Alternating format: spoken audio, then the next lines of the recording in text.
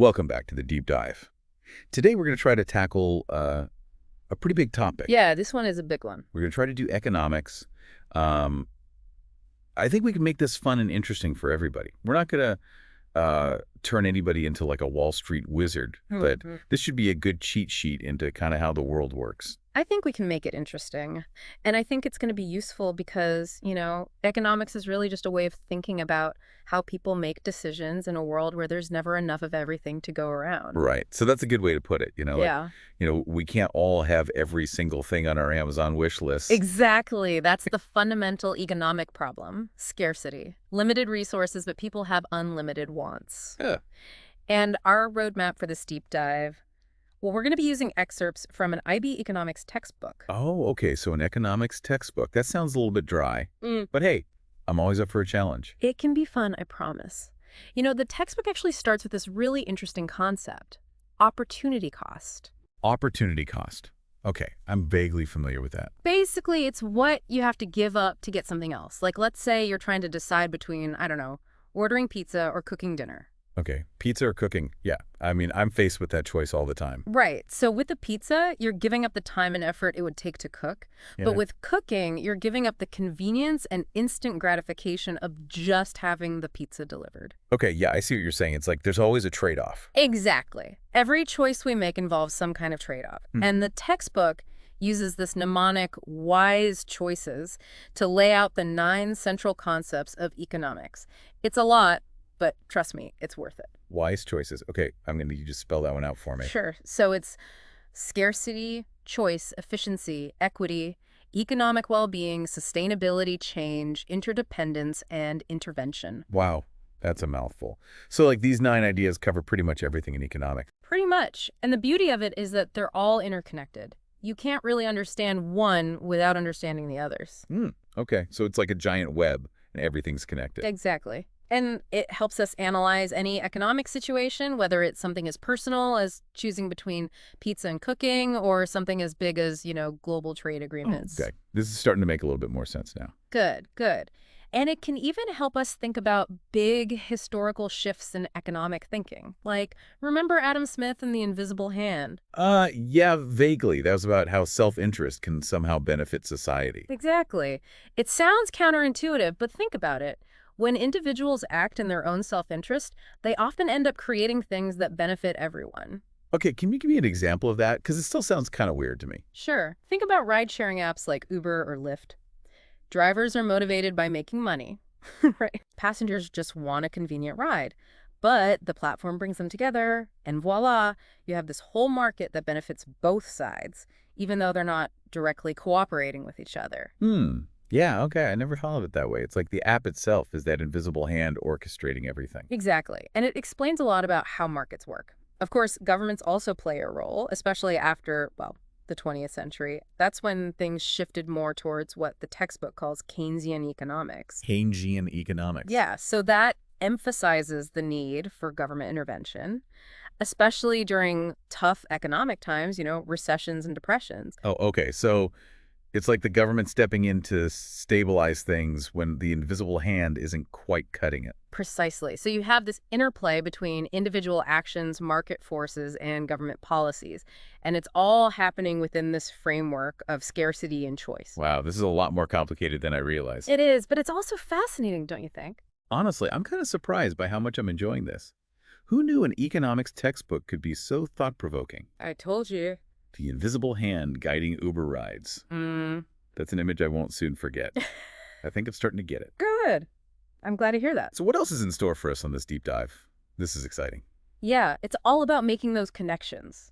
Like seeing how these abstract ideas actually play out in the real world. That's what makes economics so interesting, to me at least. Yeah, no, I agree with you. It's like we've unlocked this secret code to understanding like how the whole system works. But can we zoom in a little bit here? We've talked about individuals and governments, but what about businesses? Where do they fit into this whole economic puzzle?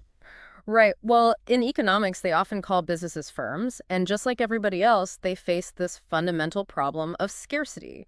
They have limited resources, they have to make tough choices about what to produce, how to produce it, and even how much to charge. So it's like they're playing this game of economic chess, right? Always trying to outsmart the competition, Make a profit. It's a good analogy. And like any good chess player, they got to understand the rules of the game, right? And the pieces they have to work with. The textbook talks about something called factors of production, things like land, labor, capital, and enterprise. Those are the ingredients they need to bake that economic cake. Okay, so it's like a recipe. But instead of flour and sugar, they're using like natural resources, human effort, machines, and that entrepreneurial spirit. Exactly. It's a good way to think about it. But, there's got to be like a limit to how much they can produce, right? I mean, you can only fit so many cooks in a kitchen. You got it. And that's where the concept of diminishing marginal returns comes in. Diminishing what now? Diminishing marginal returns. The textbook uses this example of a factory, but let's think about it more personally. Have you ever noticed how, like, the more tasks you try to juggle at once, the less you actually get done? Oh my gosh, all the time. Like my brain just turns to mush and I end up getting nothing done. Exactly. That's diminishing returns in action. At some point, adding more input, whether it's cooks in a kitchen or tasks on your to-do list, it just doesn't result in more output. And businesses deal with this all the time. So like, even if they hire more people or buy more equipment, it's not always going to lead to more profits. Not necessarily. It's one of the reasons why that supply curve in economics is always sloping upward. They need higher prices to justify producing more when they're hitting those diminishing returns. Okay, that makes sense. Now, what about taxes? The textbook mentioned something about indirect taxes. How do those work? Right. So governments can use taxes as a way to kind of nudge that supply curve. Like with an indirect tax, think sales tax, it adds to the cost of production for businesses that ends up shifting the supply curve to the left. Okay, so it's like the government's making it more expensive to produce stuff, which means businesses will supply less of it at every price. You got it. Governments can also do the opposite, though. They can offer subsidies. Those are payments to businesses. It's a way to encourage production of certain things, and that shifts the supply curve to the right. Interesting. So it's like this push and pull thing. The government's always trying to find that sweet spot for supply and demand. Exactly. Now, to really understand how businesses operate, we got to talk about market structures. The textbook lays out these four main types: perfect competition, monopolistic competition, oligopoly, and monopoly. Oh, yeah. Perfect competition. That's the one where everyone's selling the same thing at the same price, right? Does that even exist in the real world? It's pretty rare. It's more like this theoretical ideal, but it's useful to think about. Like, imagine a farmer's market where Oh. everyone's selling apples, like the same exact type of apple. No single farmer can charge a higher price because buyers can easily go to the next stall over. Right. That makes sense. So that's perfect competition in a nutshell. But most markets are way more complicated, right? Then you have monopolistic competition, where there are a bunch of firms, but they each try to make their product a little bit different. Oh, okay. So like coffee shops. They all sell coffee, but they might have different blends or vibes or whatever. Exactly. That gives them a bit more power to set their own prices. But they can't go too crazy because there's still a lot of competition. Then things get more interesting with oligopolies, where you have just a few big companies that dominate the market. Oh, like airlines or like cell phone companies. Exactly. Those are classic examples. So it's like they're all playing this high-stakes poker game, trying to outmaneuver each other. It's a good analogy. They have a ton of influence on the entire market. And then finally, you have monopolies where there's only one firm controlling the whole market. Those are less common because usually governments try to regulate them, to prevent them from abusing their power. Yeah, it's like the government's the referee, making sure everyone plays fair. Right. But even with regulations, monopolies still have a lot of power. Now, this all leads to an interesting question. How do these market forces impact consumers like us? The people actually buying stuff. Yeah, that's a good question. We're the ones keeping the whole system going, right? Right. And that brings us to the whole topic of income and wealth. One thing the textbook emphasizes is that in a free market economy, the distribution of income and wealth is usually pretty unequal. Yeah, it's like that saying, the rich get richer. But why is that? Is it just because some people work harder or are smarter? It's complicated. There are lots of factors. Differences in skills, education, opportunities, inheritance plays a role too. And then there's the way the market itself works. Even that can contribute to inequality. Wait, are you saying that the system that's supposed to be so efficient is actually creating winners and losers? In a way, yes. Think about it. Workers with in-demand skills, they can get paid more. People who own property or stocks, they earn profits from those assets. Yeah. And this can lead to a situation where more and more wealth ends up concentrated at the top. So that circular flow of income we talked about earlier, it can actually make inequality worse over time. It can. But there are policy options, though. The textbook talks about things like taxes and transfer payments as ways to try to even things out a bit. Okay, can you explain those a little more? Taxes and transfer payments sounds kind of jargony. Sure. So basically, progressive taxes mean that people who earn more pay a larger percentage of their income in taxes. Okay. And then you have transfer payments. Those are payments from the government to individuals like Social Security or unemployment benefit. Right. So the government's basically trying to redistribute some of the wealth to make society a bit more fair. Exactly. But of course, there are always trade-offs, right? Some people argue that this kind of redistribution discourages people from working hard or taking risks. Yeah, it's like every economic decision creates these ripples. There are always unintended consequences. Absolutely. And that's why it's so important to understand how all these pieces fit together. We're starting to see that interconnectedness, how it shapes individual choices, business decisions, and even government policies. My brain is definitely getting a workout here. I bet. But in a good way. It's like we're peeling back the layers of this giant economic onion. I like that analogy. Okay, so what's the next layer? What else do we need to explore on this economic adventure? Okay, so expert speaker, we've covered a lot of ground here. Individual choices, businesses, governments, even taxes. I'm feeling pretty good about this whole economics thing, but what's next? What's the next layer of this economic onion we're peeling? Well, how about we zoom out even further? We've talked a lot about the micro stuff, right? But what about the big picture, the macroeconomy? Macroeconomics, huh? That sounds kind of intimidating. It's not as bad as it sounds. Basically, we're talking about the economy as a whole. Things like national income, unemployment, inflation, all that fun stuff. Well, yeah, the things I always hear about on the news. But, like, how do you even measure something that big? It's the whole economy. Right. Well, that's where things like national income accounting come in.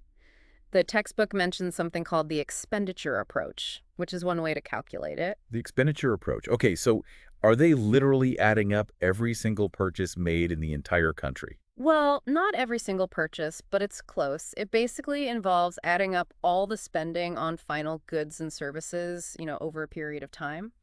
Consumption by households, investment by businesses, government spending, and then net exports. Wow, okay, so it's like a giant national receipt. Kind of. And it all gets added up into this one big number that we call gross domestic product, or GDP. GDP, okay, yeah, that's the one we hear about all the time. But doesn't the textbook say there are some problems with using GDP to measure, like, how well a country is doing? Right. GDP doesn't really tell the whole story. Like, it doesn't account for things like income inequality or environmental sustainability or even like happiness and leisure time, things that actually matter for well-being. Right. So a country could have a really high GDP, but it could still be a terrible place to live if, all the wealth is in the hands of a few people or if the environment is polluted. Exactly. And that's why economists have come up with other ways to measure well-being, like the OECD Better Life Index, which looks at a much wider range of factors. Okay, yeah, that makes sense. It's like looking beyond just the price tag to consider like the true value of things. Mm. Speaking of things that matter for well-being, what about unemployment? The textbook talks about that too. Like, why are there always people looking for work, even when the economy is supposedly doing well? Yeah, unemployment is a really tricky issue. There's never just one cause. The textbook breaks it down into a few different categories, like structural unemployment, frictional unemployment, seasonal unemployment, and cyclical unemployment. Okay, wow. That's a lot of unemployment. Can you, like, give me the SparkNotes version of each one? Sure. So structural unemployment happens when there's a mismatch between the skills that workers have and the jobs that are available.